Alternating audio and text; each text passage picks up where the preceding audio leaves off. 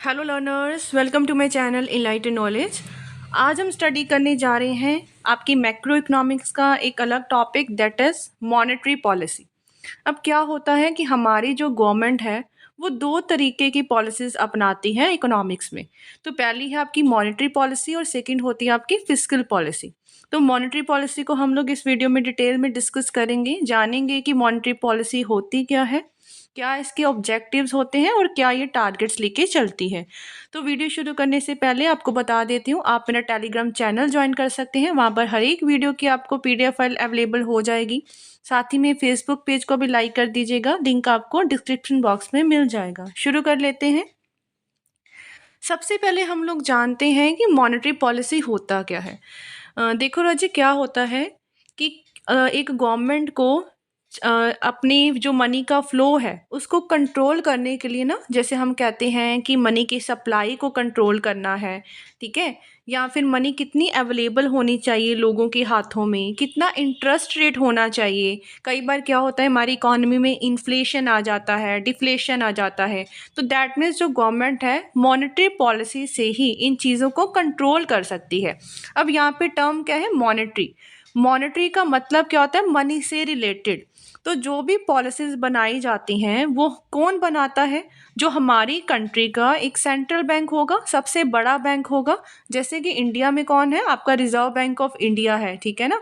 तो वो क्या करते हैं, वो पॉलिसीज़ बनाते हैं, क्योंकि सारा का सारा जो जिम्मा होता है वो रिजर्व बैंक ऑफ इंडिया का है इंडिया में, कि कैसे मनी को कंट्रोल करना है। अगर लोग ज़्यादा सप्लाई ऑफ मनी ज़्यादा हो रही है, लोगों के हाथ में पैसा ज़्यादा आ रहा है, क्यों दिया गया है, क्या कारण है, या अगर लोगों के हाथ से पैसा लेना है तो उसके क्या मेजर्स हो सकते हैं।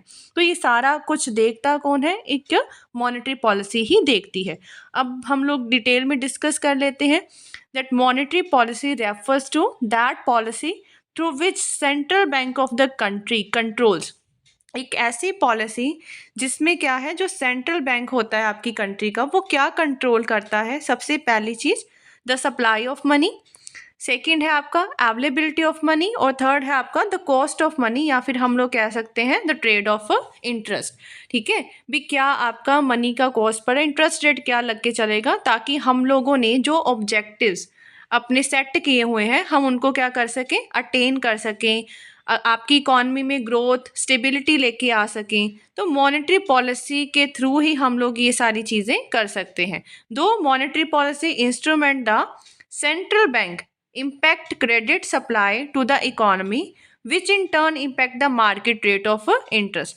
तो इसमें क्या होता है कि जो सेंट्रल बैंक होता है वो सप्लाई को कंट्रोल करने की कोशिश करता है, आगे चल के उसी अकॉर्डिंग आपका किस पे इम्पैक्ट पड़ता है, रेट ऑफ इंटरेस्ट पे पड़ता है। तो मॉनेटरी पॉलिसी फोकस किस पे करती है, controlling the supply of money as the most patent means of checking inflation. Inflation को चेक करने के लिए मनी की सप्लाई को कंट्रोल करना बहुत ज़्यादा ज़रूरी होता है। तो सेंट्रल बैंक्स क्या करता है, मनी की सप्लाई को कंट्रोल करता है।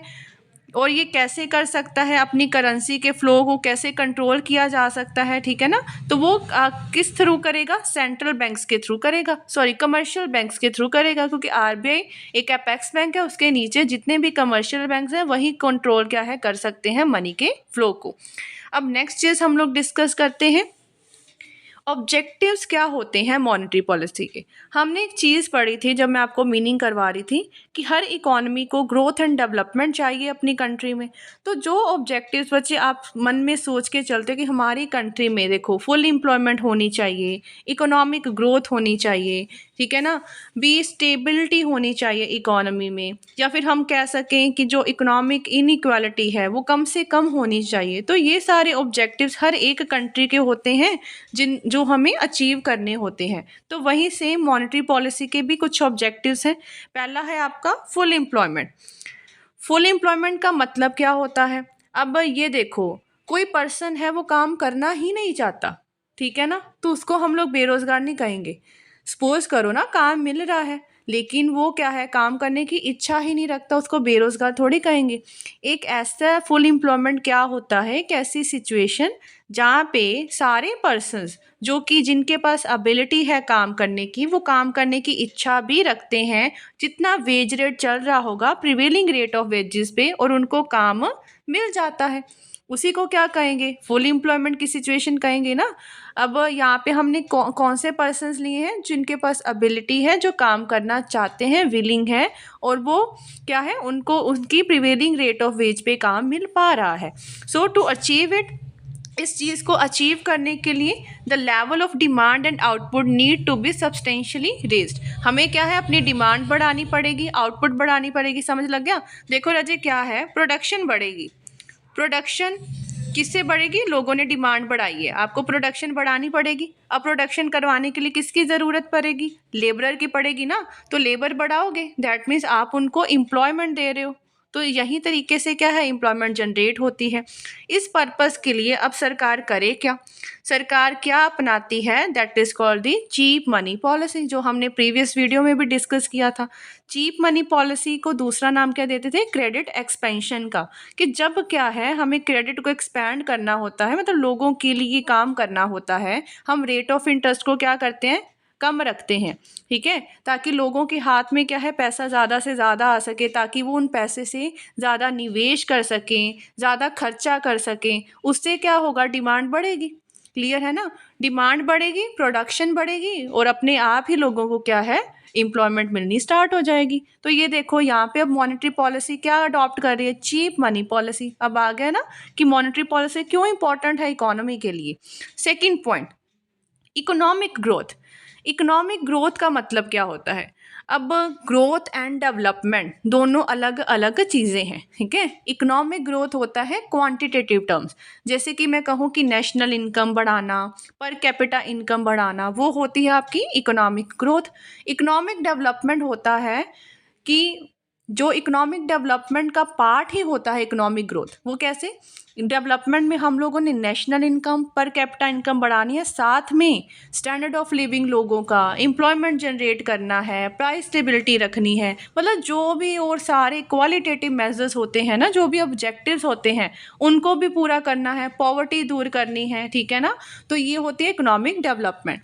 अब यहाँ पे हम मॉनेटरी पॉलिसी की बात करें, क्वांटिटेटिव टर्म्स की बात करें, तो इकोनॉमिक ग्रोथ का मतलब एक ऐसी प्रोसेस जिनमें हम क्या चाहते हैं कि हमारे जो रियल इनकम पर कैपिटा है वो ज़्यादा से ज़्यादा होनी चाहिए। अंडर डेवलप कंट्रीज़ में क्या होता है, जो इनकम होती है या लोगों का स्टैंडर्ड ऑफ लिविंग होता है, बहुत ही कम होता है। This is associated with the low production capacity in these economies, जिस वजह से क्या है, प्रोडक्शन कैपेसिटी भी कम होती है। तो इसी वजह से जो इनकम है, लोगों का स्टैंडर्ड ऑफ लिविंग कम होता है। अब प्रोडक्शन कैपेसिटी कम होती क्यों है? वो इस वजह से क्योंकि इन कंट्रीज़ में रेट ऑफ कैपिटल फॉर्मेशन बहुत कम होता है। अब बच्चे समझो कैपिटल फॉर्मेशन क्या चीज़ें हैं। ये देखो, ये सारे जो टर्म्स आ रहे हैं ना आपके, ये आपके इकोनॉमिक ग्रोथ एंड डेवलपमेंट के थ्योरीज के टर्म आ रहे हैं। तो कैपिटल फॉर्मेशन क्या होता है कि जब हमारी इनकम बढ़ती है, ठीक है, इनकम बढ़ती है तो क्या होगा, सेविंग बढ़ेगी, ठीक है। और इक्विलिब्रियम पॉइंट कहाँ पे आता है कि सेविंग जब इन्वेस्टमेंट के बराबर हो जाती है, सेविंग बढ़ेगी तो इन्वेस्टमेंट भी बढ़ जाएगी, ठीक है। इन्वेस्टमेंट होगी तो ज़्यादा कैपिटल फॉर्मेशन होगी ना, जिसको हम लोग पूंजी निर्माण कहते हैं। आगे की आगे ये चीज़ क्या है, चलती रहेगी। तो हमारी कंट्री में क्या होता है, कैपिटल फॉर्मेशन बहुत कम होती है। And on account of the low capital formation, अगर कैपिटल फॉर्मेशन कम है तो जो ये इकोनॉमिक्स है, वो इकोनॉमिक्स चल रही हैं, वो अपने नेचुरल रिसोर्सेज हो गया, ठीक है, कुदरती साधन, या ह्यूमन रिसोर्सेज हो गया, आपकी लेबर की स्किल्स वगैरह, उसको अच्छे से यूटिलाइज नहीं कर पाती। तो इसी वजह से गवर्नमेंट क्या करती है कि मॉनेटरी पॉलिसी को अडॉप्ट करती है, ताकि जो आपकी कंट्री में है वो कैपिटल फॉर्मेशन का जो रेट है वो ज़्यादा से ज़्यादा बढ़ाया जा सके। थर्ड पॉइंट है आपका प्राइस स्टेबिलिटी।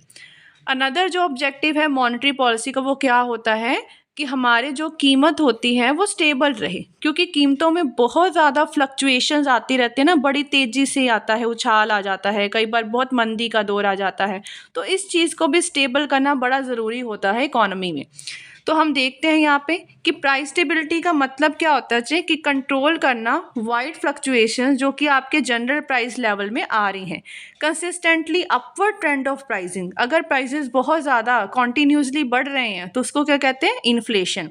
और इन्फ्लेशन ही सबसे ज़्यादा देखी जाती है लेस डेवलप्ड कंट्रीज जैसे कि इंडिया है। तो दो फैक्टर मेनली अकाउंट करते हैं प्राइस इन्फ्लेशन। अब प्राइस इन्फ्लेशन आती क्यों है, इन्फ्लेशन के चैप्टर में हमने दो थ्योरीज पढ़ी थी ना, एक था कि डिमांड बढ़ने से, ठीक है, प्राइजेस के रेट बढ़ते हैं। एक था आपका कॉस्ट ऑफ प्रोडक्शन के बढ़ने से भी प्राइजेस का रेट बढ़ जाता है। तो देखो फर्स्ट कारण वही है, राइज इन डिमांड।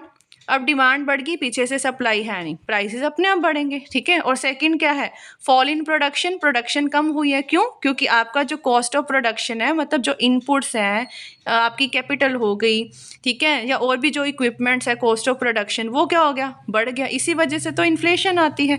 तो inflation aggravates economic inequalities causing great hardship to the poor and economically weaker section of the society. अब इन्फ्लेशन आएगी तो बहुत ज़्यादा असमानता पाई जाएगी, और क्या होगा कि जो हमारी सोसाइटी में जो गरीब लोग हैं, इकोनॉमिकली वीकर सेक्शन है, सबसे ज़्यादा उन पे ही बर्डन आएगा सोसाइटी में। तो equally detrimental is the problem of deflation. और उतनी ही खतरनाक प्रॉब्लम कौन सी होती है, डिफ्लेशन की। डिफ्लेशन मतलब जब प्राइसेस बहुत ज़्यादा कम होने शुरू हो जाते हैं, जिससे प्रोडक्शन कम होगी। प्रोडक्शन कम होगी तो लेबर नहीं रखने पड़ेंगे, दैट मीन्स आपकी इकोनॉमी में क्या आ जाएगी, अनएम्प्लॉयमेंट की सिचुएशन आ जाएगी। तो मॉनेटरी पॉलिसी को सीक्स करना चाहिए, उसका ऑब्जेक्टिव होना चाहिए कि दोनों तरीके की जो प्रॉब्लम्स आ रही है ना, एक इन्फ्लेशनरी प्रेशर है, दूसरा आपका डिफ्लेशनरी प्रेशर है, इनको पूरा का पूरा इरेडिकेट किया जाए या कंट्रोल में रखा जाए। फोर्थ पॉइंट, और ये डिस्कस करने से पहले बच्चे एक बार आपको रिमाइंड करवा देती हूँ, अगर आपको इन वीडियोस की पीडीएफ फाइल चाहिए तो ज़रूर मेरा टेलीग्राम चैनल ज्वाइन कर लीजिएगा फ्री में। वहाँ पे हर एक चैप्टर की पीडीएफ फाइल्स आपको अवेलेबल हो जाएगी। यहाँ पे लिंक दे रखे हैं टेलीग्राम चैनल के, मैं आपको ये डिस्क्रिप्शन बॉक्स में भी प्रोवाइड कर दूँगी। वीडियोज़ हेल्पफुल लग रही हैं तो ज़रूर प्लीज़ इसको चैनल को सब्सक्राइब कीजिएगा, ज़्यादा से ज़्यादा शेयर कीजिएगा ताकि और भी लोगों की हेल्प हो सके। अब नेक्स्ट जो हम पॉइंट करने जा रहे हैं that is the exchange stability. अब एक्सचेंज स्टेबिलिटी किससे रिलेटेड है, ये है फॉरेन एक्सचेंज रिजर्व से या फॉरेन एक्सचेंज रेट से। अब क्या होता है कि फॉरेन एक्सचेंज रेट में भी बहुत ज़्यादा फ्लक्चुएशंस आती रहती हैं। हम लोग कई बार फिक्स्ड रेट ऑफ एक्सचेंज को मानते हैं, फ्लेक्सिबल को मानते हैं, तो उसमें स्टेबिलिटी होना बड़ी ज़रूरी है। और ये भी मेन ऑब्जेक्टिव होता है किसका, मॉनेटरी पॉलिसी का।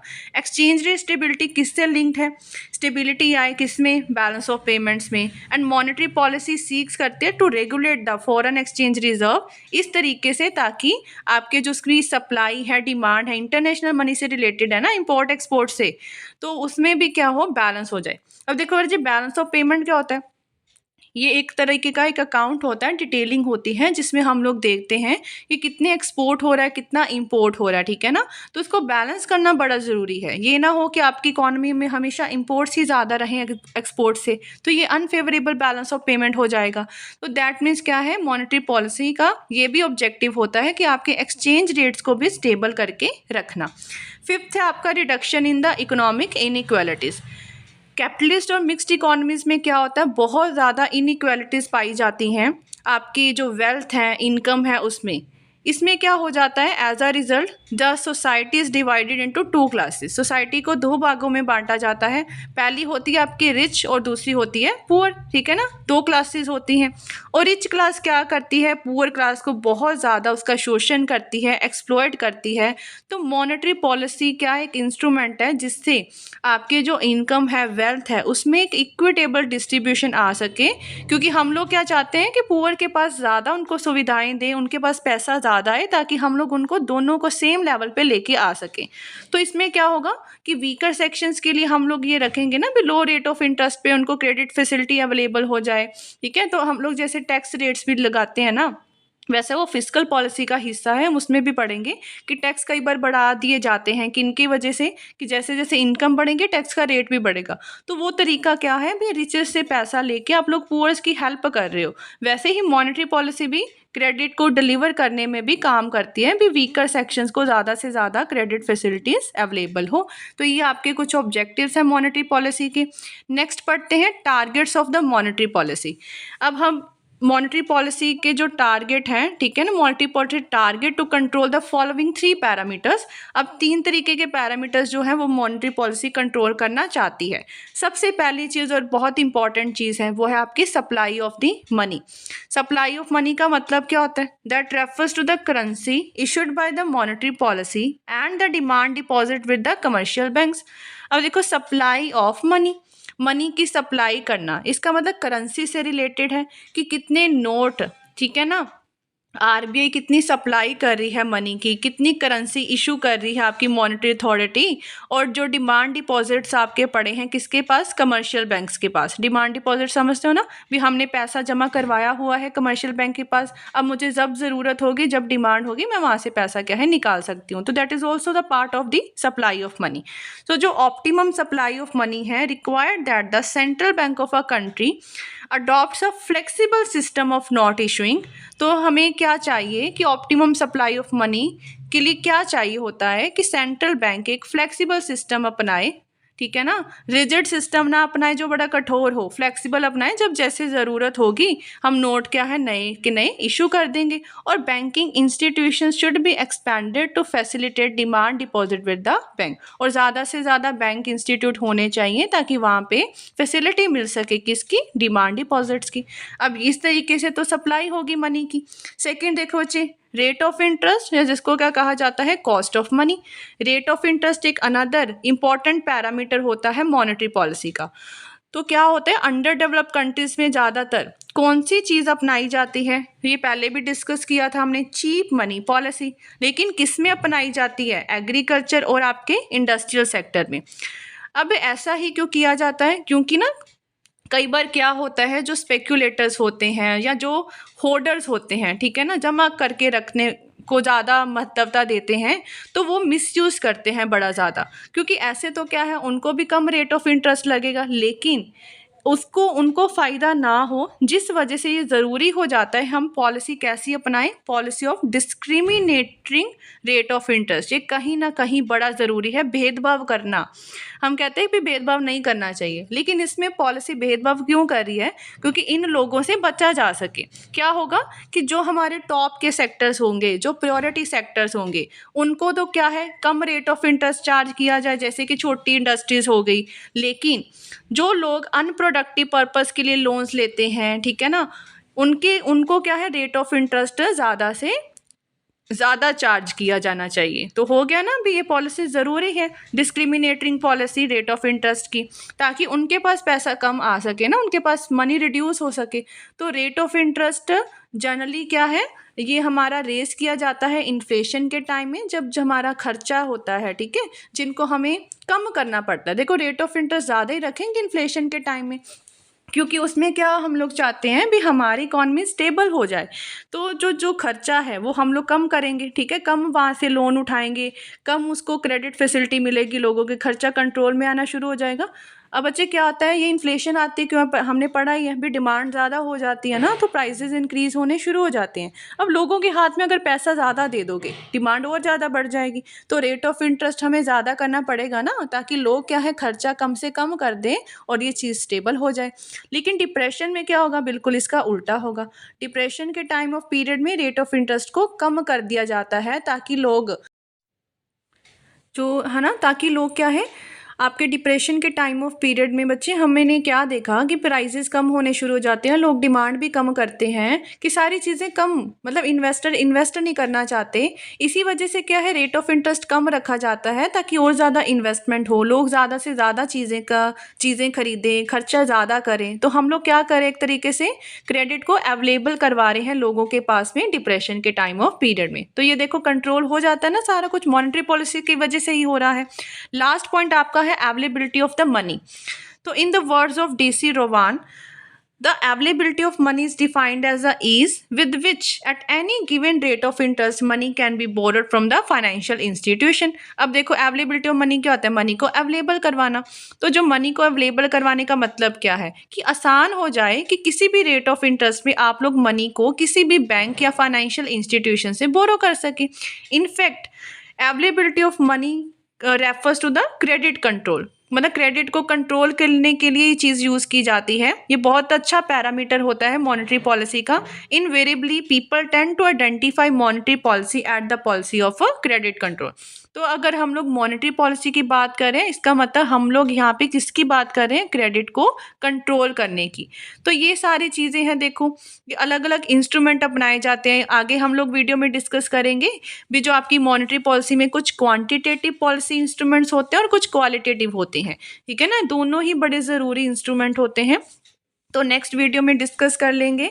आई होप आपको इतना टॉपिक अच्छे से क्लियर हो गया होगा। वीडियो हेल्पफुल लगी हो, चैनल को ज़रूर सब्सक्राइब कीजिए, like share and comment and press the bell icon, ताकि हर वीडियो की नोटिफिकेशन आपको टाइम टू टाइम मिलती रहे।